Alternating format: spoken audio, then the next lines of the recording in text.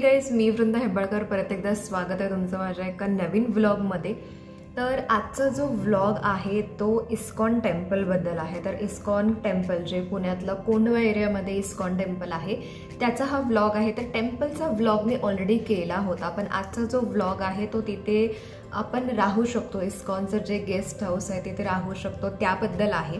तर last Saturday Sunday mummy papa आले होते, तर आम्ही इस्कॉन कोंढव्याच्या गेस्ट हाऊसमध्ये राहायला होतो। तर याच्या आधी आय थिंक एक वर्षाआधी मी आळंदीचा व्लॉग पोस्ट केला होता। तर आळंदीमध्ये राहण्याची सोय आहे, त्यांचं गजानन महाराजांचं संस्थान आहे, तिथे आपण राहू शकतो। अफोर्डेबल कॉस्टचे रूम्स आणि फूड फॅसिलिटीज वगैरे आहे। आणि आजपर्यंतच्या माझ्या व्लॉग्समधला तो आळंदीचा जो व्लॉग आहे तो सगळ्यात काय म्हणू शकतो आपण हाय व्ह्यूजवाला व्लॉग आहे। तर कारण ते best place to stay in Pune असा मी व्लॉग केला होता। तर खूप जण पुणेमध्ये येतात फिरायला टुरिस्ट प्लेस किंवा 1-2 दिवसासाठी किंवा हॉटेल्समध्ये वगैरे राहण्यापेक्षा असं जर स्पिरिच्युअल ठिकाणी तुम्हाला राहायचं असेल तर ते आळंदीचा व्लॉग केला होता।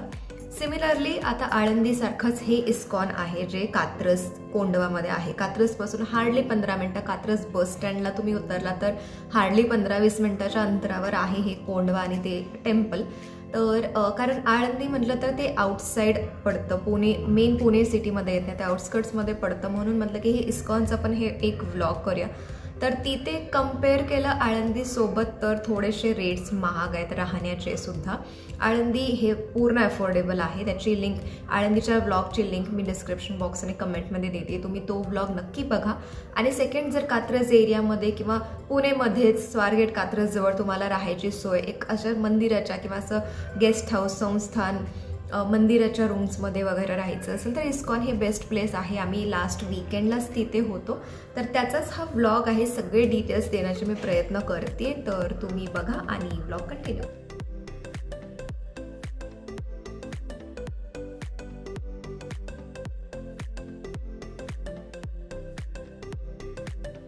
तर येस, इथे रिसेप्शनची फॉर्मॅलिटीज वगैरे करून आम्ही जस्ट आलेलो आहोत रूममध्ये, आणि ही आहे या गेस्ट हाऊसची रूम।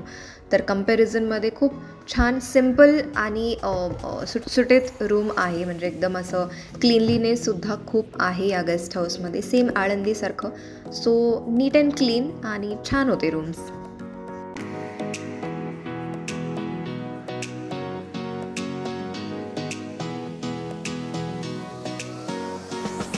तर याचे जे रेट्स आहेत ते परत AC रूम्स आणि नॉन AC रूम्स आहेत। तर नॉन AC रूमचे रेट्स आहेत 1500 1500 रुपये आणि AC रूमचे रेट्स आहेत 1800 रुपीज।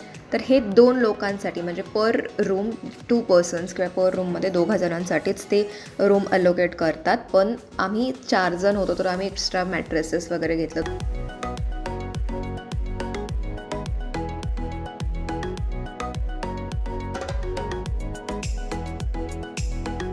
आणि संध्याकाळचे वाजलेले आहेत 7 आणि आम्ही जस्ट निघालो आहोत दर्शन घेण्यासाठी। तर हा आहे नाईट व्ह्यू या टेम्पलचा। खूप सुंदर मंदिर आहे, राधाकृष्णाची मूर्ती तर असे इतकी देखणी आहे की म्हणजे फक्त मूर्तीकडे बघत राहावं, बघत बसावं असं वाटतं।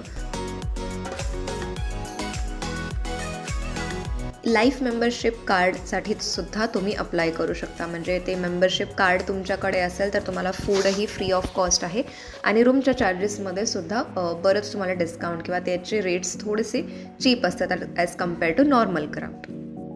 आणि हे फूड फॅसिलिटी जे आहे ते 40 रुपीज पर पर्सन, हे त्यांचं असं प्रसादचं तिकीट म्हणू शकता किंवा कुपन म्हणू शकता असं असतं। तिथे मसाले भात, डाल असं त्यांचं एकत्रित प्रसाद असतो।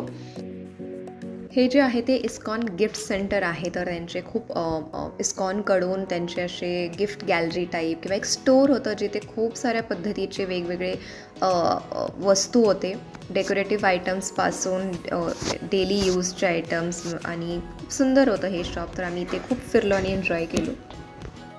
याच्या व्यतिरिक्त तुम्हाला जर मंदिरामध्ये प्रसाद घ्यायचा नसेल तर मंदिराच्या बाहेरच गेटपासून बाहेर गेल्यानंतरच कॉर्नरला एक बेकरी आहे, 2-3 असे स्ट्रीट फूड्स टाईप गाडे आहेत, एक हॉटेल आहे, तर तिथे तुम्ही स्वतःही जेवू शकता, चहा नाश्ता वगैरे करू शकता। तर सगळी सोय किंवा फॅसिलिटी आहे इथे।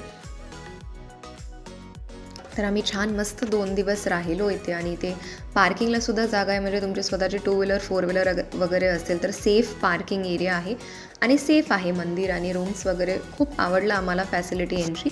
तर हा होता छोटासा व्लॉग इस्कॉन गेस्ट हाऊसचा. तर कोण कात्रज स्वारगेटजवळ आला असेल आणि तुम्हाला राहण्याची सोय किंवा राहण्याची जागा बघत असाल तर ISKCON is the best place in Pune. आणि इस्कॉन नसेल तर आळंदी तर ऑल टाईम फेवरेट आहे माझं. तर तुम्हाला हा व्लॉग आवडला असेल तर नक्की या व्लॉगला लाईक करा, शेअर करा, माझ्या चॅनलला सबस्क्राईब करा. पुढच्या व्लॉगमध्ये पण परत भेटू. तोपर्यंत bye everyone and take care.